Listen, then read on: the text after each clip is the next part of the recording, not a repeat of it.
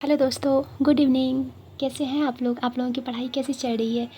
I hope आप लोग वो वीडियो देख लिए होंगे जो मैं प्रीवियस का क्वेश्चन करवाई थी।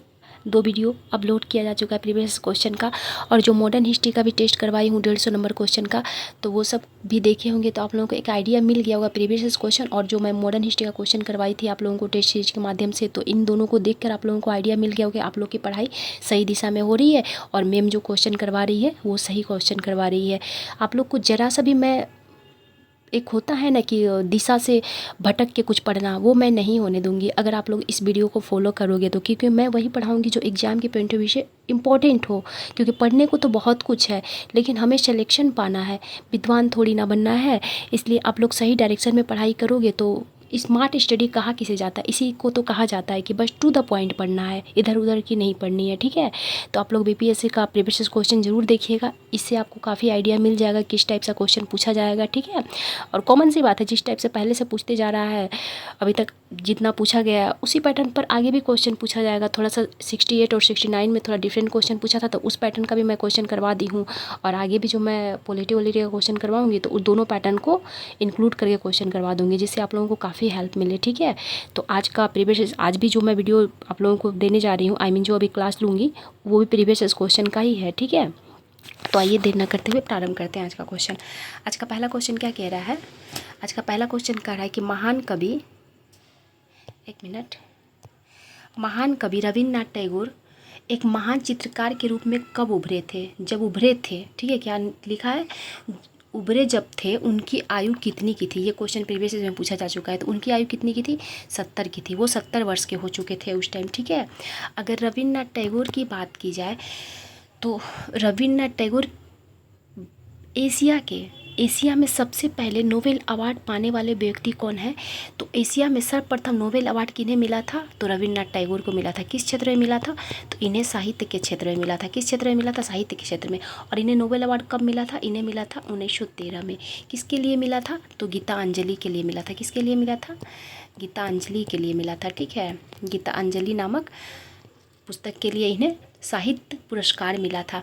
इन्होंने जन गण मन की रचना की है। किसकी? भारत का जो राष्ट्रगान है जन गण मन, उसकी रचना किसने की थी? उसकी रचना रविन्द्रनाथ टैगोर ने की थी। किसने की थी? रविन्द्रनाथ टैगोर ने। आपसे पूछा जाएगा एक क्वेश्चन, बहुत ही बार पूछा जा चुका है ये क्वेश्चन भी, कि गांधी जी को महात्मा की उपाधि किसने दी थी? तो गांधी जी को महात्मा की उपाधि किसके द्वारा दिया गया था? गांधी जी को महात्मा की उपाधि रविन्द्रनाथ टैगोर के द्वारा दिया गया था। किसके द्वारा दिया गया था? रविन्द्रनाथ टैगोर के द्वारा गांधी जी को महात्मा की उपाधि दी गई थी। कब दी गई थी? चंपारण सत्याग्रह के समय। कब दी गई थी? चंपारण सत्याग्रह के समय 1917 में उनको महात्मा की उपाधि दी गई थी। और महात्मा गांधी ने रविन्द्रनाथ टैगोर को कौन सी उपाधि दी थी? गुरु की उपाधि दी थी। कौन सा? गुरुदेव की उपाधि। तो गुरुदेव की उपाधि रविन्द्रनाथ टैगोर को किसने दी थी?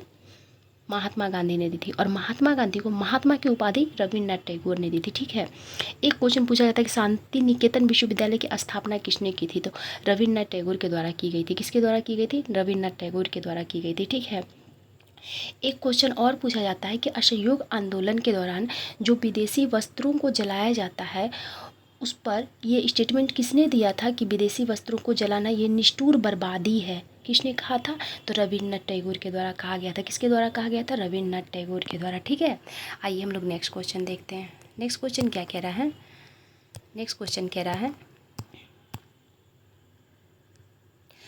आधुनिक बिहार का निर्माता किसे कहा जाता है? ये क्वेश्चन ना जाने मैं कितनी बार पढ़ा चुकी हूँ कि आधुनिक बिहार का निर्माता किसे कहा जाता है। किसे कहा जाता है? सच्चिदानंद सिन्हा को कहा जाता है। किसे कहा जाता है? सच्चिदानंद सिन्हा जी को आधुनिक बिहार का निर्माता कहा जाता है। क्या कहा जाता है? आधुनिक बिहार का निर्माता किसे कहा जाता है? डॉक्टर सच्चिदानंद सिन्हा को कहा जाता है। डॉक्टर सच्चिदानंद सिन्हा की बात की जाए तो आपसे पूछा जाएगा कि संविधान सभा के प्रथम प्रोटेम स्पीकर कौन थे? तो संविधान सभा के प्रोटेम स्पीकर सच्चिदानंद सिन्हा थे। कौन थे? डॉक्टर सच्चिदानंद सिन्हा थे। ठीक है, या फिर एक ये भी क्वेश्चन पूछा जा सकता है कि संविधान सभा के अस्थायी अध्यक्ष कौन थे? तो संविधान सभा के अस्थायी अध्यक्ष भी डॉक्टर सच्चिदानंद सिन्हा थे। कौन थे? डॉक्टर सच्चिदानंद सिन्हा थे। ठीक है, और आधुनिक बिहार का निर्माता किसे कहा जाता है? तो डॉक्टर सच्चिदानंद सिन्हा को कहा जाता है। किसे कहा जाता है? डॉक्टर सच्चिदानंद सिन्हा को। ठीक है, आइए नेक्स्ट क्वेश्चन देखते हैं। आचार्य नरेंद्र देव से संबंधित क्वेश्चन एक पूछा जाता है कि अखिल भारतीय किसान सभा, क्या पूछा जाता है? बिहार कांग्रेस सोशलिस्ट पार्टी के अध्यक्ष कौन थे और सचिव कौन थे? तो अध्यक्ष कौन थे? अध्यक्ष थे जयप्रकाश, आचार्य नरेंद्र देव। कौन थे? आचार्य नरेंद्र देव अध्यक्ष थे। और सचिव कौन थे? तो जयप्रकाश नारायण। ठीक है, उसकी स्थापना कब हुई थी? तो 1934 में हुई थी। कब हुई थी? 1934 में। ठीक है, आइए नेक्स्ट क्वेश्चन देखते हैं। नेक्स्ट क्वेश्चन क्या कह रहा है? नेक्स्ट क्वेश्चन कर रहा है किन्हें बम्बई त्रिमूर्ति के नाम से जाना जाता है? तो क्या तिलक यानी कि बाल गंगाधर तिलक, गोपाल कृष्ण गोखले, दादा भाई नौरोजी को, या फिरोज शाह मेहता, केटी तैलंग और तैयब जी को, या मेहता, तिलक, तैयब जी को? तो ये जाना जाता है फिरोज शाह मेहता, केटी तैलंग और तैयब जी को। तो ऑप्शन नंबर सी हो जाएगा। क्या हो जाएगा? इनका पूरा नाम क्या है? आइए लिख देते हैं, फिरोज शाह मेहता। ठीक है, फिरोज शाह मेहता। और कौन थे? केटी तैलंग। कौन थे?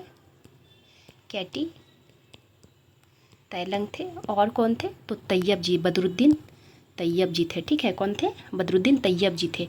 ये तीन व्यक्ति को बम्बई त्रिमूर्ति के नाम से जाना जाता है। ठीक है, और इन्हीं तीनों के द्वारा एक संस्था की स्थापना की गई थी। कौन सा संस्था की स्थापना की गई थी?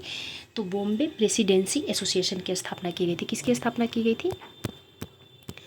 बॉम्बे प्रेसिडेंसी एसोसिएशन की स्थापना की गई थी। ठीक है, बॉम्बे प्रेसिडेंसी एसोसिएशन की स्थापना की गई थी। किसके द्वारा की गई थी? तो इन्हीं तीनों लोगों के द्वारा, मेहता, केटी तैलंग और तैयब जी के द्वारा की गई थी। कब की थी? 1885 में की गई थी। कब की गई थी? 1885 में। और 1885 में ही भारतीय राष्ट्रीय कांग्रेस की स्थापना की गई थी। तो भारतीय राष्ट्रीय कांग्रेस की स्थापना कब की गई थी? 28 दिसंबर 1885 को की गई थी। ठीक है, किसके द्वारा की गई थी? तो एओ ह्यूम के द्वारा की गई थी। किसके द्वारा की गई थी? एओ ह्यूम के द्वारा भारतीय राष्ट्रीय कांग्रेस की स्थापना की गई थी। ठीक है, भारतीय राष्ट्रीय कांग्रेस के प्रथम अध्यक्ष कौन थे? तो भारतीय राष्ट्रीय कांग्रेस के प्रथम अध्यक्ष थे डब्ल्यू.सी. बनर्जी। कौन थे? डब्ल्यू.सी. बनर्जी। ठीक है, आइए नेक्स्ट क्वेश्चन देखते हैं। इंडियन अनरेस्ट के लेखक कौन थे? तो इंडियन अनरेस्ट के लेखक कौन थे? वेलेंटाइन सिरोल थे। कौन थे? इनका नाम चिरोल भी देता है और सिरोल भी देता है। ठीक है, कहीं कहीं चिरोल भी लिखा रहता है कि वेलेंटाइन सिरोल या वेलेंटाइन चिरोल। ठीक है, इन्हीं के द्वारा इसी पुस्तक में इंडियन अनरेस्ट में ही बाल गंगाधर तिलक को भारतीय अशांति का जनक कहा गया था। क्या कहा गया था? भारतीय अशांति का जनक कहा गया था। तो भारतीय अशांति का जनक किसे कहा गया था? तो भारतीय अशांति का जनक कहा गया था बाल गंगाधर तिलक को। ठीक है, बाल गंगाधर तिलक को इसी पुस्तक में इंडियन अनरेस्ट में ही कहा गया था भारतीय अशांति का जनक। और एक क्वेश्चन और पूछा जाता है कि किस संस्था को कहा जाता है भारतीय अशांति का जनक? तो आर्य समाज को कहा जाता है। किसे कहा जाता है? आर्य समाज को कहा जाता है। ठीक है, अगर लाला लाजपत राय की बात की जाए तो एक क्वेश्चन पूछा जाता है कि क्रिप्स मिशन के दौरान किसने कहा था, साइमन कमीशन गो बैक का नारा किसने दिया था? तो लाला लाजपत राय ने दिया था। किसने दिया था? लाला लाजपत राय ने। और लाला लाजपत राय को ही लाठी से चोट लगने के कारण इनकी मृत्यु 17 नवंबर 1928 को हो गई थी। किसकी मृत्यु लाठी से चोट लगने के कारण हो गई थी? तो लाठी से चोट लगने के कारण लाला लाजपत राय की मृत्यु 17 नवंबर 1928 को हो गई थी। ठीक है, एक क्वेश्चन और पूछा जाता है किसने कहा था कि हमारे शरीर पर लगा हुआ लाठी का एक एक चोट अंग्रेजों के ताबूत का अंतिम कील साबित होगा? किसने कहा था?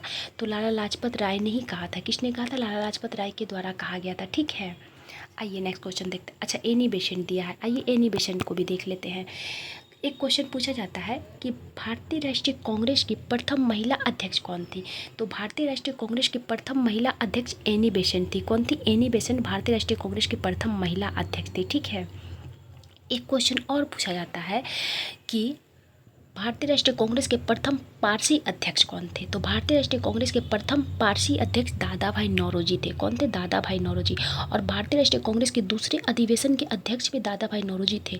तो दूसरा अधिवेशन कहाँ हुआ था? कोलकाता में। पहला अधिवेशन कहाँ हुआ था भारतीय राष्ट्रीय कांग्रेस का? तो पहला अधिवेशन दिल्ली में हुआ था, बम्बई में हुआ था। कहाँ हुआ था भारतीय राष्ट्रीय कांग्रेस का पहला अधिवेशन? तो भारतीय राष्ट्रीय कांग्रेस का पहला अधिवेशन बम्बई में हुआ था, दूसरा अधिवेशन कोलकाता में हुआ था, तीसरा अधिवेशन मद्रास में हुआ था। ठीक है, तो दूसरा अधिवेशन का अध्यक्षता किसके द्वारा किया गया? दादा भाई नौरोजी के द्वारा। एक क्वेश्चन और पूछा जाता है कि दादा भाई नौरोजी के द्वारा भारतीय राष्ट्रीय कांग्रेस के कुल कितने अधिवेशन की अध्यक्षता की गई थी? तो 3 अधिवेशन है। कितने अधिवेशन के? 3 अधिवेशन के। कौन कौन से? एक तो 1886, 1893 और 1906। इन तीनों अधिवेशन की अध्यक्षता की गई थी दादा भाई नौरोजी के द्वारा। किसके द्वारा? दादा भाई नौरोजी के द्वारा। ठीक है, आइए नेक्स्ट क्वेश्चन देखते हैं। भारतीय शासन अधिनियम 1935 के द्वारा स्थापित संघ में अवशिष्ट शक्तियाँ किसे दी गई थी या किसमें निहित थी? तो आइए देख लेते हैं। अगर भारत शासन अधिनियम 1935 की बात की जाए तो वर्ष 1935 के अधिनियम में क्या किया गया था? विषयों को 3 श्रेणियों में बांटा गया था। कितने श्रेणियों में बांटा गया था? 3 श्रेणियों में। और एक अवशिष्ट सूची भी रखा गया था जो वर्तमान में भी है। तो आइए पहले वाला देख लेते हैं, इसके बाद वर्तमान में देखकर इसको कंपेरिजन कर लेंगे, ठीक है। तो 3 सूची कौन कौन से? संघ सूची, प्रांतीय सूची जिसे राज्य सूची कहा जाता है, और समवर्ती सूची, ठीक है। कितने कितने विषय थे? तो संघ सूची में कितने विषय थे? 59 विषय थे। कितने थे संघ सूची में? संघ सूची में कितने विषय थे? तो संघ सूची में विषयों की संख्या थी 59। कितने थे? 59। अगर प्रांतीय सूची की बात की जाए कि प्रांतीय सूची में विषयों की संख्या कितनी थी, तो प्रांतीय सूची में विषयों की संख्या थी कितनी थी? प्रांतीय सूची में विषयों की संख्या 36 थी। कितनी थी? सॉरी 36 नहीं, 54 था। कितना था? 54। प्रांतीय सूची में विषयों की संख्या कितना था? 54। अगर वहीं समवर्ती सूची की बात की जाए कि समवर्ती सूची में विषयों की संख्या कितनी थी, तो समवर्ती सूची में विषयों की संख्या कितनी थी? 36 थी। कितनी थी? 36। तो संघ सूची में 59, प्रांतीय सूची में 54, कितना था?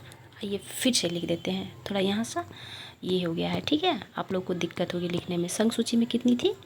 तो संघ सूची में विषयों की संख्या 59। प्रांतीय सूची में विषयों की संख्या कितनी थी? तो प्रांतीय सूची में विषयों की संख्या थी 54। और समवर्ती सूची में विषयों की संख्या कितनी थी? तो समवर्ती सूची में विषयों की संख्या थी 36, ठीक है। एक था अवशिष्ट सूची। अवशिष्ट सूची में विषयों को नहीं बांटा गया है, ठीक है, कितने थे। लेकिन हाँ, अवशिष्ट सूची में जितनी विषय थे उस पर किसका शक्ति था, यानी कि उस पर किसका राज चलता था? कौन उससे संबंधित निर्णय ले सकता था? तो गवर्नर जनरल। कौन ले सकता था? Governor general. तो इसका आंसर क्या हो जाएगा? ऑप्शन नंबर बी हो जाएगा। किसमें निहित थी अवशिष्ट शक्तियाँ? तो अवशिष्ट शक्तियाँ निहित थी गवर्नर जनरल में। किसमें निहित थी अवशिष्ट शक्तियाँ? तो गवर्नर जनरल में, क्योंकि अवशिष्ट शक्तियों पर अंतिम निर्णय लेने का अधिकार गवर्नर जनरल को ही था। जबकि अगर संघ सूची समवर्ती सूची की बात की जाए तो संघ सूची में जितने भी विषय थे उस पर निर्णय लेने का अधिकार किसे था? सरकार को था। प्रांतीय सूची में तो प्रांत के जो सरकार थे उस पर उनका अधिकार था, और समवर्ती सूची पर दोनों का अधिकार था, ठीक है। वर्तमान की अगर बात की जाए तो वर्तमान में भी संघ सूची, समवर्ती सूची और राज्य सूची है। संघ सूची पर केंद्र सरकार निर्णय लेता है, और राज्य सूची पर राज्य सरकार निर्णय लेता है, और समवर्ती सूची पर दोनों सरकार निर्णय लेता है, ठीक है। और अवशिष्ट सूची में जो विषय है, अवशिष्ट सूची से संबंधित विषयों पर निर्णय लेने का अधिकार केंद्र सरकार को है। किसे? केंद्र सरकार को है, ठीक है। और क्या प्रावधान किया गया था 1935 के अधिनियम के तहत? तो 1935 के अधिनियम के तहत संघीय न्यायालय की स्थापना की गई थी। किसकी स्थापना की गई थी? संघीय न्यायालय की स्थापना किसके द्वारा किया गया था? तो संघीय न्यायालय की स्थापना किया गया था 1935 के अधिनियम के द्वारा किया गया था, ठीक है। 1935 के अधिनियम के द्वारा संघीय न्यायालय की स्थापना किया गया था, ठीक है। और क्या किया गया था? तो वर्मा को अलग कर दिया गया था। भारत से वर्मा को अलग कर दिया गया था। कब किया गया था? 1935 में ही वर्मा को अलग किया गया था, ठीक है। आइए नेक्स्ट क्वेश्चन देखते हैं। नेक्स्ट क्वेश्चन, और एक क्वेश्चन पूछा जाता है 1935 के अधिनियम से। प्रांतीय द्वैध शासन, जो प्रांत में जो द्वैध शासन लगा था उसे समाप्त कर दिया गया था, ठीक है। और केंद्र में द्वैध शासन लागू कर दिया गया था। क्या किया था? प्रांतों में द्वैध शासन समाप्त करके केंद्र में द्वैध शासन लागू कर दिया गया था 1935 के अधिनियम के तहत। ये बहुत इंपॉर्टेंट है, ये आप लोग ध्यान रखिएगा, ठीक है, कि प्रांतीय द्वैध शासन को समाप्त कर दिया गया था और केंद्र में द्वैध शासन लगा दिया गया था। कब? 1935 के भारत शासन अधिनियम के तहत, ठीक है। आइए नेक्स्ट क्वेश्चन देखते हैं। नेक्स्ट क्वेश्चन क्या कह रहा है? भारतीय राष्ट्रीय कांग्रेस से संबंधित घटनाओं पर विचार कीजिए। मतलब पहले कौन कौन सा हुआ था? क्या कह रहा है? सही क्रमानुसार कालानुक्रम प्राप्त कीजिए। मतलब पहले कौन सा घटना हुआ था, इसके बाद कौन सा घटना हुआ था। गांधी इरविन समझौता की बात की जाए तो कब हुआ था? ये हुआ था 5 मार्च 1931 को। कब हुआ था? 5 मार्च 1931 को गांधी इरविन समझौता हुआ था। भगत सिंह को फांसी कब दिया गया था? तो भगत सिंह को फांसी दिया गया था 23 मार्च 1931 को दिया गया था। कब दिया गया था? 23 मार्च 1931 को दिया गया था, ठीक है। 1931 को दिया गया था भगत सिंह को फांसी। अगर भारतीय राष्ट्रीय कांग्रेस का 1931 का कराची अधिवेशन, ये कब हुआ था? तो कराची अधिवेशन, अगर चंद्रशेखर आज़ाद की अगर कराची अधिवेशन की बात की जाए तो ये कब हुआ था? ये हुआ था दिसंबर 1931 में हुआ था। कब हुआ था? दिसंबर 1931 में हुआ था कराची अधिवेशन, ठीक है। अगर चंद्रशेखर आज़ाद की शहादत की बात की जाए तो ये हुआ था 27 फरवरी, कहीं 28 फरवरी देता है, ठीक है। 27 या 28 फरवरी को, ठीक है। कब हुआ था? 1931 में। ये खुद को गोली मार लिए थे। कहाँ मार लिए थे खुद को गोली? तो इलाहाबाद पार्क में। कहाँ मारे थे? इलाहाबाद के एक पार्क में गोली मारे थे, ठीक है, खुद को। आप लोग मुझे कमेंट बॉक्स में बताइएगा कि चंद्रशेखर आज़ाद ने खुद को गोली मारी थी इलाहाबाद में, किस पार्क में? उस पार्क का नाम क्या है, ठीक है। तो ऑप्शन देख लीजिए, आंसर मिला लीजिए आप लोग। पहले कौन सा घटना हुआ था? पहले हुआ था, यानी कि पहले हो जाएगा। कौन सा घटना पहले हुआ था? पहले हुआ था चंद्रशेखर आज़ाद की शहादत, क्योंकि वो हुआ था कब? 27 या 28 फरवरी 1931 को। तो पहले 4 हो जाएगा। इसके बाद इरविन समझौता। इरविन समझौता कब हुआ था? 5 मार्च को। तो 4 के बाद 1 फिर हुआ था भारतीय राष्ट्रीय कांग्रेस, नहीं ये नहीं हुआ था। फिर भगत सिंह को फांसी हुआ था, यानी कि 4, 1, 2, 3। ऑप्शन नंबर ए हो जाएगा। इसका आंसर क्या हो जाएगा? ऑप्शन नंबर ए हो जाएगा, ठीक है। आप लोग मिला लीजिएगा। आइए नेक्स्ट क्वेश्चन देखते हैं। नेक्स्ट क्वेश्चन क्या कह रहा है? भारत में स्थानीय स्वशासन या स्वायत्त शासन को किसने प्रोत्साहित किया था? तो किसने प्रोत्साहित किया था? लॉर्ड इरविन ने। कितने किया था? लॉर्ड इरविन ने। और लॉर्ड इरविन को स्थानीय स्वशासन का जनक भी कहा जाता है। क्या कहा जाता है? स्थानीय स्वशासन का जनक। तो आपसे पूछा जाएगा स्थानीय स्वशासन का जनक किसे कहा जाता है? तो स्थानीय स्वशासन का जनक कहा जाता है लॉर्ड इरविन को। किसे कहा जाता है? लॉर्ड इरविन को कहा जाता है स्थानीय स्वशासन का जनक, ठीक है। लॉर्ड इरविन के शासनकाल प्रसिद्ध है इल्बर्ट बिल विवाद के लिए। किसके लिए? इल्बर्ट बिल विवाद के लिए। इल्बर्ट बिल विवाद किससे संबंधित है? तो लॉर्ड इरविन से, सॉरी लॉर्ड रिपन से। कब हुआ था इल्बर्ट बिल विवाद? तो 1883 में हुआ था। कब हुआ था? 1883 में। किससे संबंधित है इल्बर्ट बिल विवाद? लॉर्ड रिपन से संबंधित है, ठीक है। हंटर आयोग किससे संबंधित है? तो हंटर आयोग, शिक्षा के लिए हंटर आयोग किसके शासनकाल में लाया गया? तो शिक्षा के लिए हंटर आयोग लॉर्ड रिपन के शासनकाल में ही लाया गया था। किसके शासनकाल में? लॉर्ड रिपन के शासनकाल में, ठीक है। हंटर आयोग शिक्षा के लिए, जो प्राथमिक शिक्षा पर जोर देता था, ठीक है। एक क्वेश्चन और पूछा जाता है कि प्रथम कारखाना अधिनियम 1881 में लाया गया था। प्रथम कारखाना अधिनियम कब लाया गया था? तो प्रथम कारखाना अधिनियम कब लाया गया था? प्रथम कारखाना अधिनियम किसके शासनकाल में लाया गया था? तो लॉर्ड इरविन के शासनकाल में लाया गया था। कब लाया गया था? 1881 में लाया गया था प्रथम कारखाना अधिनियम, ठीक है। वो भी संबंधित है लॉर्ड रिपन से। एक क्वेश्चन और पूछा जाता है कि किसने वर्नाक्यूलर प्रेस एक्ट को समाप्त किया था? तो किसने वर्नाक्यूलर प्रेस एक्ट को समाप्त किया था? लॉर्ड रिपन ने समाप्त किया था। इसे लागू किसने किया था वर्नाक्यूलर प्रेस एक्ट को? तो लॉर्ड लीटन के द्वारा 1878 में लागू किया गया था और इसे समाप्त लॉर्ड रिपन के द्वारा किया गया था, ठीक है। एक क्वेश्चन और पूछा जाता है कि व्यवस्थित तरीके से या वैज्ञानिक ढंग से जनगणना किसके शासनकाल में हुआ था? या 10 वर्षीय जनगणना किसके शासनकाल से प्रारंभ हुआ था? तो लॉर्ड रिपन के शासनकाल से, ठीक है। किसके शासनकाल से? लॉर्ड रिपन के शासनकाल से। 1881 में इनके शासनकाल में जनगणना हुआ था व्यवस्थित तरीके से, यानी कि पूरे भारत में बढ़िया से तरीके से जनगणना हुआ था, ठीक है। लेकिन अगर वहीं आपसे पूछ लिया जाएगा कि प्रथम जनगणना किस गवर्नर जनरल या किस वायसराय के शासनकाल में हुआ था? लॉर्ड मेयो के शासनकाल में। किसने करवाया था प्रथम जनगणना भारत में? तो लॉर्ड मेयो ने, लेकिन कुछ ही क्षेत्र में करवाया गया था। कब करवाया गया था? तो 1872 में करवाया गया था। कब करवाया गया था? 1872 में। किसके द्वारा? लॉर्ड मेयो के द्वारा, ठीक है। लॉर्ड मेयो से क्वेश्चन और पूछा जाता है कि किस वायसराय की हत्या कर दी गई थी उनके पद पर रहते हुए? तो लॉर्ड मेयो भारत के प्रथम वायसराय हैं जिनकी हत्या पद पर रहते हुए करवा दी गई थी 1872 में। कहाँ करवाई गई थी? तो अंडमान निकोबार में। कहाँ करवाई गई थी? अंडमान निकोबार में, ठीक है।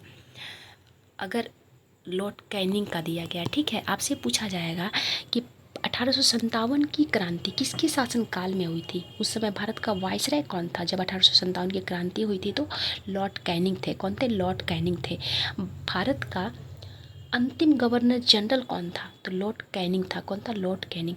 भारत का प्रथम वायसराय कौन था? तो लॉर्ड कैनिंग था, क्योंकि 1857 के क्रांति के बाद गवर्नर जनरल के पद को वायसराय में कन्वर्ट कर दिया गया था। इसीलिए भारत के अंतिम गवर्नर जनरल लॉर्ड कैनिंग को कहा जाता है और भारत के प्रथम वायसराय लॉर्ड कैनिंग को ही कहा जाता है, ठीक है। एक क्वेश्चन और पूछा जाता है कि हिंदू विधवा पुनर्विवाह अधिनियम किसके शासनकाल में पारित हुआ था? तो हिंदू विधवा पुनर्विवाह अधिनियम जो है वो भी लॉर्ड कैनिंग के शासनकाल में पारित हुआ था। किसके सहयोग से? तो ईश्वर चंद्र विद्यासागर के सहयोग से। किसके सहयोग से? ईश्वर चंद्र विद्यासागर के सहयोग से। और लॉर्ड मेयो का शासनकाल क्यों प्रसिद्ध है? तो मैं जस्ट बताई कि इन्होंने ही भारत में प्रथम जनगणना करवाई थी 1872 में, और ये प्रथम वायसराय हैं जिनकी हत्या पद पर रहते हुए कर दी गई थी। और क्या मैं बोली? लॉर्ड मेयो की हत्या कहाँ करवाई गई थी? तो अंडमान निकोबार में। कहाँ करवाई गई थी? अंडमान निकोबार में। ठीक है, आइए नेक्स्ट क्वेश्चन देखते हैं। इल्बर्ट, अच्छा इरबिन लिखा है यहाँ, इरबिन नहीं होगा यहाँ पर, इल्बर्ट होगा। क्या होगा? इल्बर्ट बिल विवाद। अभी जस्ट मैं बताई कि इल्बर्ट बिल विवाद किसके शासनकाल से प्रसिद्ध है, तो किसके शासनकाल से प्रसिद्ध है? ये लॉर्ड रिपन के शासनकाल में हुआ था। कब हुआ था? 1883 में हुआ था। इल्बर्ट बिल विवाद कब हुआ था? 1883 में। ये किससे संबंधित है? तो यूरोप के लोगों के मामलों की सुनवाई करने के लिए भारतीय न्यायालयों पर लगा अभियोग को हटाया जाना, यानी कि ऑप्शन नंबर सी हो जाएगा। इसमें क्या किया गया था? इल्बर्ट बिल विवाद क्या है? तो इसमें कहा गया था कि भारतीय जो न्यायाधीश हैं ये अब ब्रिटिशों से संबंधित मुकदमा की सुनवाई कर सकते हैं। ठीक है, यानी कि पहले क्या था कि ब्रिटिश लोग जो है भारतीयों पर हुए मुकदमा की सुनवाई तो करते थे, लेकिन जब ब्रिटिश लोगों पर कोई मुकदमा होता था तो उसकी सुनवाई करने का अधिकार भारतीय न्यायाधीश को नहीं था। लेकिन इल्बर्ट बिल के तहत क्या किया गया कि यूरोपीय जो थे ब्रिटिश लोग, उन पर कोई मुकदमा चलता था तो उसकी सुनवाई करने का अधिकार भारतीय न्यायाधीश को दे दिया गया था। ठीक है, लेकिन अंग्रेज लोग क्या किए? इसका बहुत विरोध किए। इस कारण से इल्बर्ट बिल विवाद को वापस ले लिया गया या इसे रद्द कर दिया गया। ठीक है, इसी को कहा जाता है इल्बर्ट बिल विवाद कहा जाता है। ठीक है, क्या कहा जाता है? इल्बर्ट बिल विवाद। और इसी के बाद लॉर्ड रिपन ने अपने पद से त्यागपत्र देकर वापस चले गए थे। ठीक है, आइए नेक्स्ट क्वेश्चन देखते हैं। किसने विलय नीति निर्धारित एवं क्रियान्वित की थी? तो किसने की थी? लॉर्ड डलहौजी ने। किसने की थी? लॉर्ड डलहौजी ने, जिसे हड़प नीति भी कहा जाता है। कौन सा नीति कहा जाता है? हड़प नीति। कौन सा नीति कहा जाता है? हड़प नीति। और ये कब प्रारंभ हुआ था? तो ये प्रारंभ हुआ था 1848 में। किसने किया था? लॉर्ड डलहौजी ने। ठीक है, हड़प नीति के तहत ब्रिटिश साम्राज्य में मिलाया गया प्रथम क्षेत्र कौन सा था? तो वो था सतारा। कौन सा था? सतारा। कब मिलाया गया था इसे ब्रिटिश साम्राज्य में? तो 1848 में मिलाया गया था। कब मिलाया गया था? 1848 में सतारा को मिला लिया गया था। इसमें क्या कहा गया था कि जिस उत्तराधिकारी नियम संबंधित है, उत्तराधिकारी से संबंधित था कि मतलब जिसका अपना उत्तराधिकारी नहीं, यानी कि जिसका अपना पुत्र नहीं है उत्तराधिकारी के लिए, उसके क्षेत्र को ब्रिटिश साम्राज्य में मिला लिया जाएगा। यानी कि पहले जो एडप्ट करने वाला प्रथा था कि जिसका अपना बच्चा नहीं होता तो वो एडप्ट कर लेता था और फिर उत्तराधिकारी उसे बना लिया जाता था, तो हड़प नीति के तहत उस प्रथा को समाप्त कर दिया गया था। मतलब जिसका अपना कोई औलाद नहीं है उसके क्षेत्र को ब्रिटिश साम्राज्य में मिला लिया जाता था। ठीक है, ब्रिटिश हड़प नीति के तहत यही चीज़ होता है। ठीक है, होता था। एक क्वेश्चन और पूछा जाता है कि अवध को किस नीति के द्वारा उसे मिला लिया गया था ब्रिटिश साम्राज्य में? तो उसे हड़प नीति के तहत नहीं मिलाया गया था, उस पर कुशासन का आरोप लगाकर मिलाया गया था। तो अवध को कब मिलाया गया था ब्रिटिश साम्राज्य में? 1856 में मिलाया गया था। कब मिलाया गया था? 1856 में। ठीक है, लॉर्ड वेलेजली की बात की जाए तो इसी के शासनकाल में सहायक नीति को लाया गया था। कौन सा नीति को? सहायक नीति को। कब लाया गया था? 1799 में। ठीक है, सहायक नीति को एक्सेप्ट करने वाला प्रथम क्षेत्र कौन था? तो हैदराबाद था। कौन सा? हैदराबाद था। ठीक है, आइए नेक्स्ट क्वेश्चन देखते हैं। लॉर्ड क्लाइव की बात की जाए तो बंगाल का प्रथम गवर्नर कौन था? तो लॉर्ड क्लाइव था। बंगाल में किसने द्वैत शासन को लागू किया था? तो लॉर्ड क्लाइव ने लागू किया था। किसने लागू किया था? लॉर्ड क्लाइव ने। और हटाया कितने था वो बंगाल से द्वैत शासन? तो वारेन हेस्टिंग के द्वारा हटाया गया था। किसके द्वारा हटाया गया था? वारेन हेस्टिंग के द्वारा बंगाल के द्वैत शासन को समाप्त किया गया था। ठीक है, आइए नेक्स्ट क्वेश्चन देखते हैं। नेक्स्ट क्वेश्चन क्या कह रहा है? जेम्स एंड्रूज रैमजे भारत के किस गवर्नर जनरल का वास्तविक नाम था? तो ये लॉर्ड डलहौजी का नाम था। किसका नाम था? लॉर्ड डलहौजी का। ठीक है, लॉर्ड कर्जन का शासनकाल क्यों प्रसिद्ध है? तो 1905 में। इसका कार्यकाल कब से कब तक है? इसका कार्यकाल 1899 से 1905 तक है। ठीक है, और इसी शासनकाल में बंगाल विभाजन हुआ था। क्या हुआ था? बंगाल विभाजन हुआ था। कब हुआ था? बंगाल विभाजन की घोषणा हुई थी 19 जुलाई 1905 को, लेकिन इसे लागू कब किया गया था? इसे लागू किया गया था 16 अक्टूबर 1905 को लागू किया गया था। कब लागू किया गया था? 16 अक्टूबर 1905 को। ठीक है, और क्या हुआ था लॉर्ड कर्जन के शासनकाल में? आइए देख लेते हैं। थॉमस रैले की अध्यक्षता में विश्वविद्यालय आयोग अधिनियम किसके शासनकाल में लाया गया था? तो लॉर्ड कर्जन के शासनकाल में ये 1902 में लाया गया था।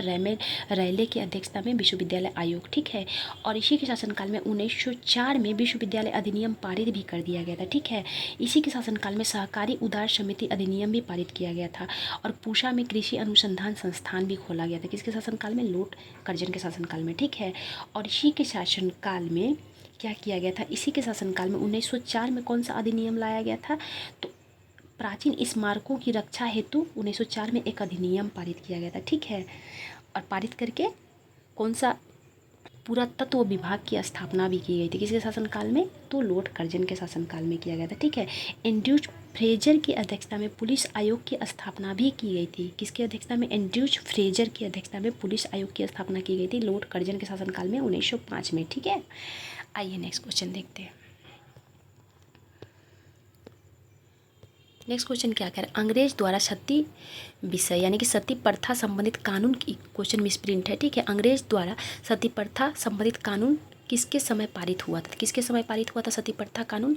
तो ये पारित हुआ था लॉर्ड विलियम बेंटिक के शासनकाल में। कब पारित हुआ था? 1829 में। सती प्रथा प्रतिषेध अधिनियम किसके शासनकाल में लाया गया था? तो लॉर्ड विलियम बेंटिक के शासनकाल में।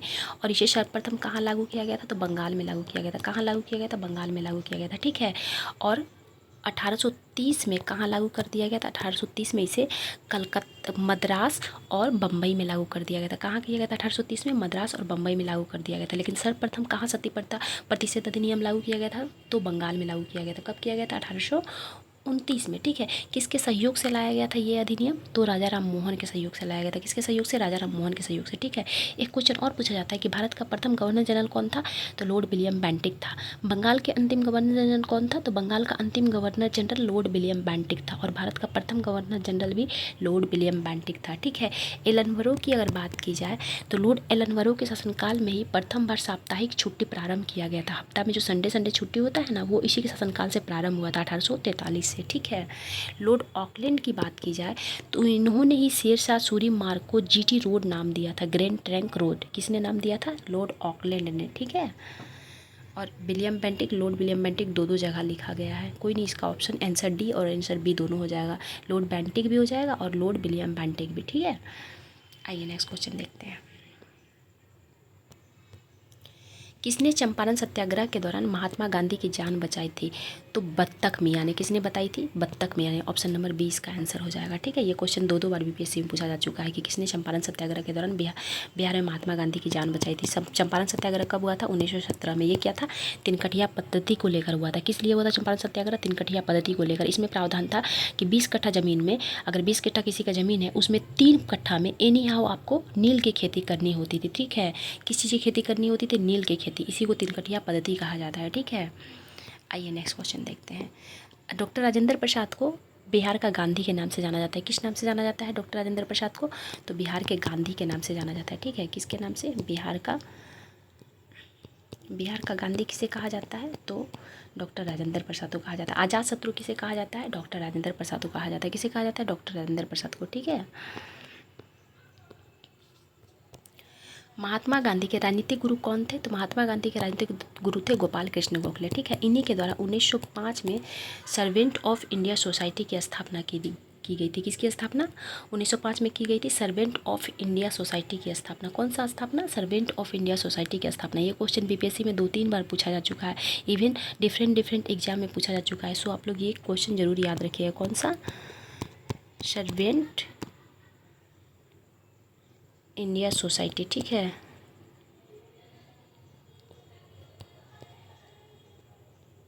Servant of India society. कौन सा? आप लोग लिख लीजिएगा। ठीक है, यहाँ स्पेस कम है। सर्वेंट ऑफ इंडिया सोसाइटी की स्थापना किसके द्वारा किया गया था? सर्वेंट ऑफ इंडिया सोसाइटी की स्थापना गोपाल कृष्ण गोखले के द्वारा किया गया था। ठीक है, कब किया गया था? 1905 में।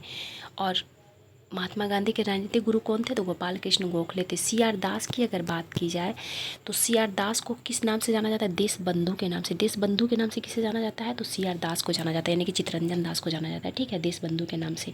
और इन्हीं के द्वारा बिहार में दूसरा कांग्रेस अधिवेशन, भारतीय राष्ट्रीय कांग्रेस अधिवेशन जब बिहार में दूसरी बार हुआ था 1922 में, गया अधिवेशन, तो उसकी अध्यक्षता CR दास के द्वारा ही किया गया था। किसके द्वारा किया गया था? CR दास के द्वारा किया गया था। ठीक है, आइए नेक्स्ट क्वेश्चन देखते हैं। एक क्वेश्चन और पूछा जाता है कि भारतीय राष्ट्रीय कांग्रेस की अध्यक्षता किसने एक बार भी नहीं की थी? तो बाल गंगाधर तिलक ने भारतीय राष्ट्रीय कांग्रेस की अध्यक्षता एक बार भी नहीं की थी। ठीक है, एक बार भी बाल गंगाधर तिलक ने भारतीय राष्ट्रीय कांग्रेस की अध्यक्षता नहीं की है। नेक्स्ट क्वेश्चन क्या कह रहा है? कांग्रेस के किस अधिवेशन में दादा भाई नौरोजी को पहली बार कांग्रेस का अध्यक्ष नियुक्त किया गया था? तो कोलकाता अधिवेशन। किस अधिवेशन की अध्यक्षता किए थे पहली बार?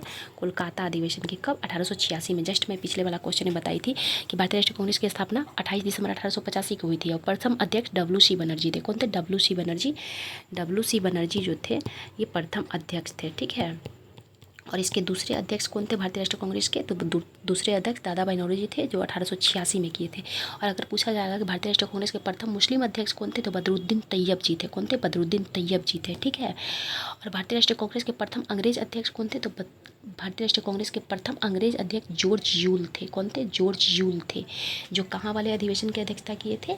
तो वो किए थे इलाहाबाद वाले अधिवेशन की अध्यक्षता किए थे, ठीक है। आइए नेक्स्ट क्वेश्चन देखते हैं। किस घटना के बाद स्वराज पार्टी का गठन किया गया था? तो किस घटना के बाद स्वराज पार्टी का गठन किया गया था? स्वराज पार्टी का गठन किया गया था चौरा चोरी घटना के पास, क्योंकि इसमें भारत छोड़ो आंदोलन साइमन कमीशन बारदोली दिया है, तो बारदोली सत्याग्रह तो नहीं हो जाएगा। चौरा चोरी जो घटना हुआ था ये कब हुआ था? ये हुआ था 5 फरवरी 1922 को हुआ था। कब हुआ था? 5 फरवरी 1922 को हुआ था। हुआ क्या था कि 1 अगस्त 1920 को असहयोग आंदोलन प्रारंभ हुआ था, ठीक है। तो असहयोग आंदोलन प्रारंभ हुआ था, तो असहयोग आंदोलन के प्रदर्शनकारी जो थे वही प्रदर्शन कर रहे थे। कहाँ पर? यूपी के सहारनपुर में एक चौरा चोरी नाम का जगह है, उसी स्थान पर कर रहे थे। और ये शांतिपूर्वक प्रदर्शन कर रहे थे और इन पर अंग्रेज के द्वारा गोली चला दिया गया, ठीक है। अंग्रेज अधिकारी के द्वारा, पुलिसों के द्वारा जो गोली चलाया गया, तो ये प्रदर्शनकारी जो भड़क गए और भड़क के थाने में ही आग लगा दी। और उस थाने में थे 22 पुलिसकर्मी, 22 के 22 पुलिसकर्मी जल के मर गए। उसी घटना से आहत होकर महात्मा गांधी ने असहयोग आंदोलन को 5 फरवरी 1922 को वापस लेने की घोषणा कर दी और 12 फरवरी 1922 को असहयोग आंदोलन को वापस भी ले लिए, ठीक है। एक क्वेश्चन पूछा जाता है कि किस बैठक में महात्मा गांधी ने असहयोग आंदोलन को वापस लेने की घोषणा की थी? तो बारदौली बैठक में। उस टाइम कहाँ थे महात्मा गांधी? गुजरात के बारदौली में बैठक कर रहे थे। उसी दौरान उन्होंने घोषणा की कि मैं असहयोग आंदोलन को वापस ले लूँगा। तो उन्होंने असहयोग आंदोलन को वापस ले लिया, जिससे नाराज होकर चित्तरंजन दास और मोतीलाल नेहरू ने कांग्रेस से त्याग पत्र देकर स्वराज पार्टी की स्थापना कर ली थी। स्वराज पार्टी की स्थापना कब की थी? तो स्वराज पार्टी की स्थापना हुई थी 1 जनवरी 1923 को। कब हुई थी स्वराज पार्टी की स्थापना? 1 जनवरी 1923 को। कहाँ की गई थी? तो इलाहाबाद में की गई थी। किसके द्वारा की गई थी? तो जयप्रकाश नारायण किसके द्वारा की गई थी? CR दास और मोतीलाल नेहरू के द्वारा। किसके द्वारा की गई थी? CR दास और मोतीलाल नेहरू के द्वारा स्वराज पार्टी की स्थापना की गई थी 1 जनवरी 1923 को, ठीक है। साइमन कमीशन की बात की जाए तो आपसे पूछा जाएगा साइमन कमीशन भारत सर्वप्रथम कब और कहाँ आया था? तो ये 3 फरवरी 1928 को आया था। और कहाँ आया था? तो बम्बई में आया था। साइमन कमीशन का गठन कब हुआ था? तो 8 नवंबर 1927 को हुआ था। कब हुआ था? 8 नवंबर 1927 को साइमन कमीशन का गठन हुआ था। और आया कब था भारत में? तो 3 फरवरी 1928 को आया था। कहाँ आया था? तो बम्बई में आया था सर्वप्रथम। बिहार में सर्वप्रथम साइमन कमीशन कब आया था? तो 12 दिसंबर 1928 को आया था। कब आया था? 12 दिसंबर 1928 को साइमन कमीशन बिहार आया था। कब आया था? 12 दिसंबर 1928 को बिहार आया था, लेकिन भारत में ये 3 फरवरी 1928 को ही बम्बई में आ गया था, ठीक है। आइए नेक्स्ट क्वेश्चन देखते हैं। भारत छोड़ो आंदोलन। भारत छोड़ो आंदोलन कब प्रारंभ हुआ? तो भारत छोड़ो आंदोलन प्रारंभ हुआ था 9 अगस्त 1942 को, क्योंकि 8 अगस्त रात 12 बजे प्रारंभ हुआ था। लेकिन 8 अगस्त 12 बजे जो रात में हुआ था, तो 12 बजे रात के बाद तो डेट चेंज हो जाता है ना, इसीलिए 9 अगस्त कहा जाता है, ठीक है। कि 9 अगस्त 1942 को भारत छोड़ो आंदोलन प्रारंभ हुआ था। किसके नेतृत्व में? तो ये नेतृत्व विहीन आंदोलन था। कैसा था भारत छोड़ो आंदोलन? ये क्वेश्चन ही पूछा जा चुका है कि भारत छोड़ो आंदोलन का नेतृत्व किसने किया था। तो ये नेतृत्व विहीन आंदोलन था। इसका नेतृत्व किसी ने नहीं किया था, क्योंकि भारत के जितने प्रमुख नेता थे, तो ऑपरेशन 0 आवर चलाकर अंग्रेज ने सारे भारत के नेताओं को, प्रमुख नेताओं जो थे उनको गिरफ्तार कर लिया गया था। इसीलिए भारत छोड़ो आंदोलन का नेतृत्व किसी नेता ने नहीं किया था, ठीक है। और ये नेतृत्व विहीन आंदोलन था, ठीक है। आइए नेक्स्ट क्वेश्चन देखते हैं।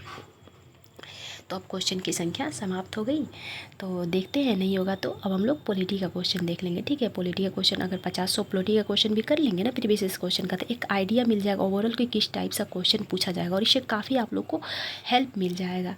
तो मिलते हैं अगले वीडियो में। Thank you so much.